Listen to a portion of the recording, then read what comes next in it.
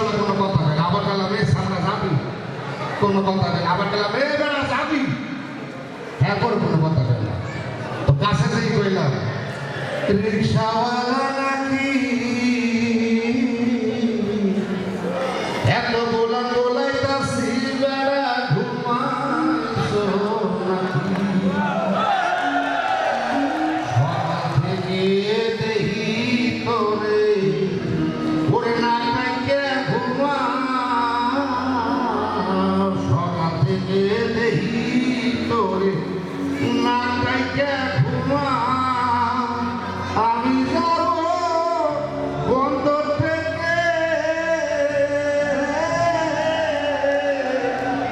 মেলো দুটি আখিরে রিক্সা, আমি ডাকি তাসি বেড়া ঘুমাইছো নাকি। রিক্সা লোকের ভাই আমাকে বলেছে একটা খাবার তো ভালো ভালো প্রত্যেকটা ডাকিছে যাবি স্যার কোথায়, আমি বললাম বন্দর থেকে, স্যার ওঠেন যে ওঠে কিছু করা হয় ভাড়া ডাকি ভাড়া কি আপনি যে ফার্স্ট ক্লাসে যাবেন সেকেন্ড ক্লাস না থার্ড ক্লাস, আমি গেলাম এই স্যার রিক্সার সিট একটা ক্লাস হয়ে কোথায়, তো স্যার আমরা যারা বরিশালতে ঘুরিয়েছি তাকে নাইছি রিক্সার ভাড়া শেষ হয়ে গেছে বুঝলো,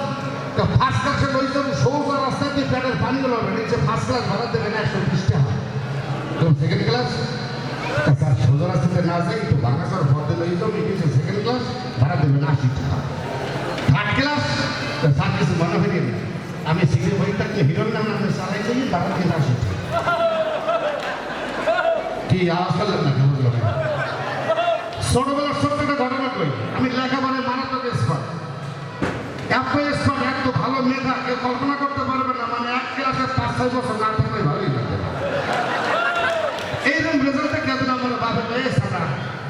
তুই এক ক্লাসে 17 বছর পাইছিস বরটা বেরিয়া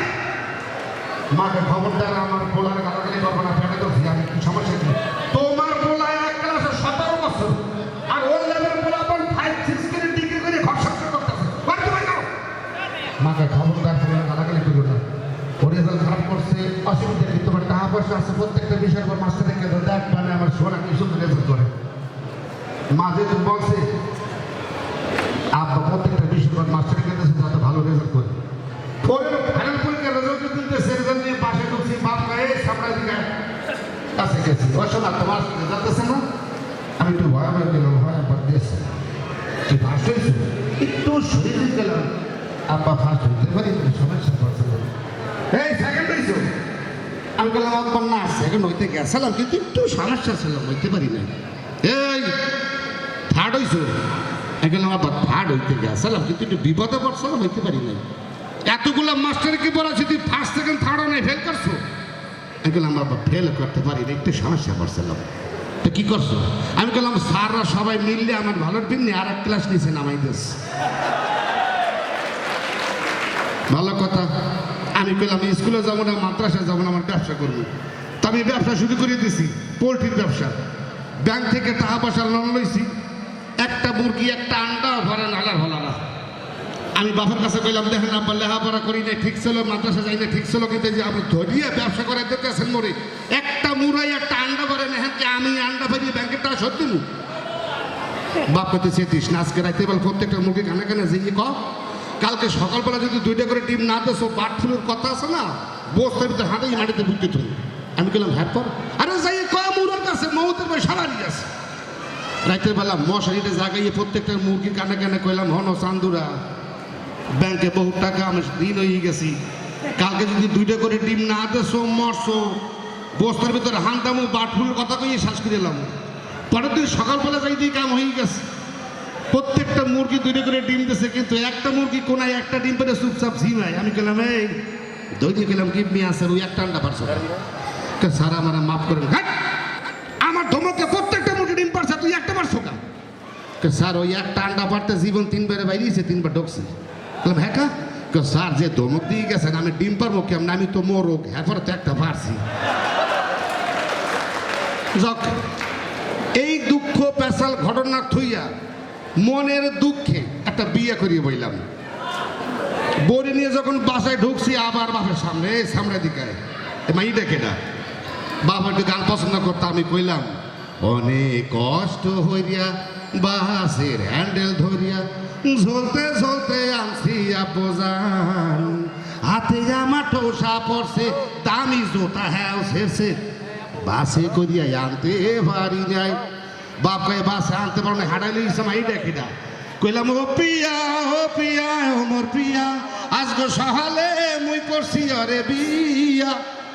বাপকে কি করছো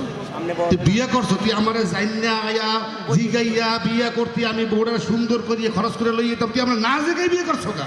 এগুলো কে আমনের উপর প্রতিশোধ লইছি বাপকে কি আমার উপর কি প্রতিশোধ নিবি তুই কে আমনে যখন আমার আম্মা জানলে বিয়ে করছিলেন আমার জিজ্ঞেস করে করছিলেন হঠাৎ করি আল্লাহর ইশারায় আমার বউয়ের সন্তান হবে